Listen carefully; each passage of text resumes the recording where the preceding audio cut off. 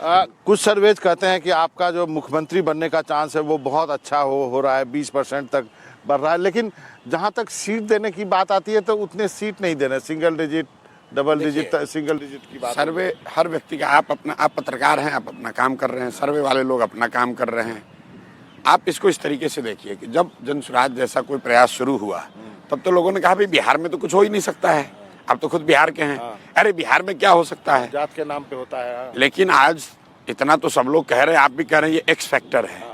सारे लोग ये कह रहे हैं कि बिहार चुनाव के परिणाम सिर्फ 2 बातों को अगर आप गेस कर लीजिए। पहला कि नीतीश कुमार की गिरती हुई शारीरिक मानसिक जो अवस्था है उसका कितना नुकसान एनडीए को है और कितना बड़ी ताकत बनकर जनसुराज उभरता है। इन 2 चीज़ों की समझ के बगैर बिहार चुनाव के परिणामों की घोषणा का अनुमान नहीं लगाया जा सकता है। ये तब कहा जा रहा है जबकि 100% पत्रकार हों, विश्लेषक हों, फिर सेफोलॉजिस्ट हों, कह रहे थे कि बिहार में कुछ हो ही नहीं सकता है। तो आप अंदाजा लगा लीजिए कि क्या होने वाला है। तो इसको मैं अपने दर्शकों के लिए सिंप्लीफाई कर देता हूँ। जो प्रसाद किशोर जी ने कहा, इनका कहना है कि 2 बात का अंदाजा लगा लीजिए, यानी जनसुराज को कितना वोट मिलेगा, किसका वोट मिलेगा, इस पे काफ़ी कुछ डिपेंड करेगा और जनता दल यूनाइटेड में नीतीश जी की स्थिति पर डिपेंड करेगा। मैं सही हूँ? जनता दल यूनाइटेड में नहीं। देखिए, यहाँ पर आप भी चुनाव को कवर करते रहे हैं, लालू और नीतीश बहुत बड़े फैक्टर हैं। भाजपा और कांग्रेस दोनों सहयोगी दल की भूमिका में रहे हैं पिछले 25-30 साल में। कांग्रेस तो एक तरह से लालू जी की पिछलग्गू दल है, भाजपा नीतीश जी की सहयोगी दल रही, सहयोगी पार्टी रहा है। फैक्टर यहाँ नीतीश और लालू है।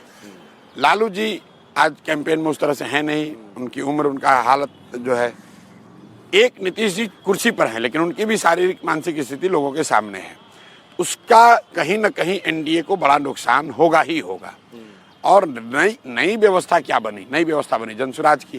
तो इन दोनों को समझे बगैर आप बिहार के चुनाव के बारे में टीका टिप्पणी कर रहे हैं तो आपको कोई यहाँ की स्थिति का ज्ञान नहीं है। आपको वोट कौन दे रहा है? एनडीए का वोटर दे रहा है? कौन दे रहा है? मैंने आपको पहले भी बताया था, पहले इंटरव्यू में, जनसुराज को वो वोट दे रहा है जो बिहार में बदलाव चाहता है। वो चाहे राजद का वोटर हो या एनडीए का वोटर है। बदलाव वाला तो राजद को भी तो दे सकता है। नहीं, मैं वही कह रहा हूँ, जो बदलाव बिहार में 60% से ज्यादा लोग बदलाव चाहते हैं। अब वो 60% आदमी जनसुराज को तो नहीं वोट दे रहा है उसमें, लेकिन एक बड़ी संख्या ऐसी है जो बदलाव चाहता है।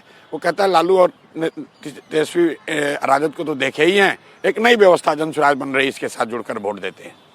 तो बदलाव का एक बड़ा वोट जनसुराज को मिल रहा है। वोट अधिकार यात्रा का कोई इम्पैक्ट देख रहे हैं? कोई इम्पैक्ट नहीं है। देखिए, वोट अधिकार यात्रा तो राहुल गांधी का एक अपना ब्रांड बिल्डिंग एक्सरसाइज है और कांग्रेस का एक प्रयास है कि थोड़ा हम अपना दमखम दिखाएं ताकि जब 1300 किलोमीटर, सुनिए तो भाई, जो कि भाई सीटों पर, जब आप भी जानते हैं बिहार की राजनीति हमसे ज़्यादा आप जानते हैं, ये सारी कवायद इसलिए है कि 2-4-5 सीट लालू जी से ज़्यादा ले ली जाए, लेकिन लालू जी सीट देंगे उतनी ही जितना उनके मन में होगा। ये जो पूरी यात्रा आपने की है, देखिए लोग कितना समझदार लोग हैं। 13 मतलब जितने 25 जिलों में गए, 25 जिले जाने में प्रशांत किशोर को 2.5 बरस लगा। 2.5 बरस घर परिवार छोड़कर मैं पैदल इन 25 जिलों में गया हूँ। ये 25 जिले हेलीकॉप्टर और गाड़ी से ही लोग 10 ही दिन में निपटा दिए, 14 दिन में निपटा दिए। उन जिलों की समस्या को समझ लिए, उन जिलों के लोगों से मिल लिए, वहाँ पर इन्होंने संगठन खड़ा कर लिया, वहाँ पर लोगों को इन्होंने जोड़ लिया। तो भाई ये बहुत प्रकांड विद्वान लोग हैं। ये वो विद्यार्थी हैं जो परीक्षा के पहले गेस्ट पेपर पढ़कर नंबर लाते हैं। हम लोग भूसगोल विद्यार्थी हैं। हम लोग 3 साल से रगड़ कर किताब पढ़ रहे हैं, उसका रिवीजन कर रहे हैं, लास्ट में गेस्ट पेपर भी देखेंगे, लेकिन किताब पढ़कर परीक्षा देते हैं। ये लोग गेस्ट पेपर पढ़कर परीक्षा देने वाले लोग हैं जो ये सोचते हैं कि 10 दिन में गेस्ट पेपर पढ़ के 90% नंबर लाएंगे। तो आप मुझे बताइए, एसआईआर मुद्दा है क्या? वोट चोरी मुद्दा है?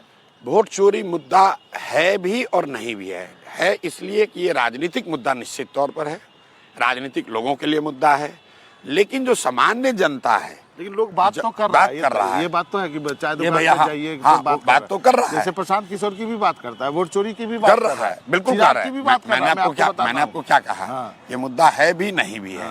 मुद्दा जैसे मान लीजिए कि बिहार के स्पेशल स्टेटस का मामला है, वो जाइएगा हर आदमी बात करेगा, लेकिन क्या वो वोट देने न देने के लिए निर्णायक मुद्दा है? मेरी समझ से नहीं है।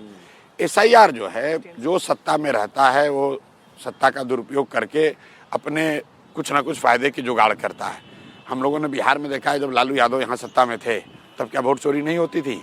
तब इलेक्शन कमीशन के जरिए नहीं होता था, लाठी के जरिए होता था, कट्टा और बंदूक के जरिए होता था। इलेक्शन कमीशन के जरिए वोट चोरी हो रहा है। इलेक्शन कमीशन जो है, इलेक्शन कमीशन को पहले आप समझिए, इलेक्शन कमीशन सिर्फ एक संस्था ही नहीं हो, काम कैसे करती हो, काम तो सरकार के लोगों के जरिए करता है। तो जो बिहार में सत्तारूढ़ दल है उसके थ्रू ही तो इलेक्शन कमीशन काम करा रहा है।